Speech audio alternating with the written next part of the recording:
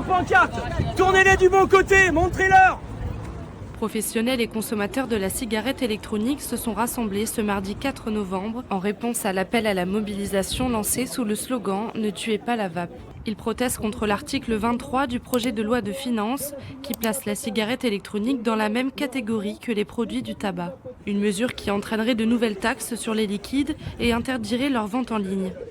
La filière du vapotage aujourd'hui, c'est 20 000 emplois plus quelques milliers d'emplois indirects. On fait travailler des sociétés de logistique, de services numériques, de comptabilité, de RH, etc.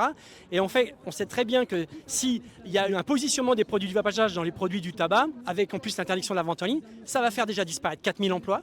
Et puis sur les 1, 2, 3 ans à venir, ça va réduire notre distribution avec tous ces magnifiques magasins qui ont permis à des gens d'arrêter de fumer, de ne plus croire en l'avenir, de fermer boutique, de ne pas capable d'en ouvrir de nouvelles. Et donc du coup, ça va plonger l'emploi. Les professionnels pointent également du doigt les effets contre-productifs d'une telle mesure de taxation. Le prix du tabac aujourd'hui en termes d'augmentation et ainsi de suite, et les taxes, ça a plutôt tendance à pousser les consommateurs à aller vers un marché parallèle, ce qui est absolument pas bon encore une fois, pour la fiscalité française. Autre critique avancée, l'interdiction de la vente en ligne pénaliserait les consommateurs résidant dans les zones rurales.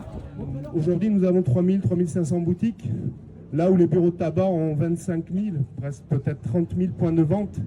Et donc, on ne peut pas distribuer partout. On n'est pas concurrentiel. Donc, Internet est là pour ça.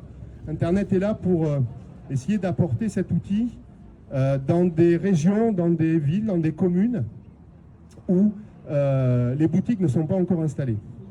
Si la vape réduit considérablement l'exposition aux substances cancérigènes et autres toxines par rapport à la cigarette, elle reste un produit fortement addictif qui comporte des risques pour la santé et expose à des substances dont les effets à long terme sont encore largement inconnus.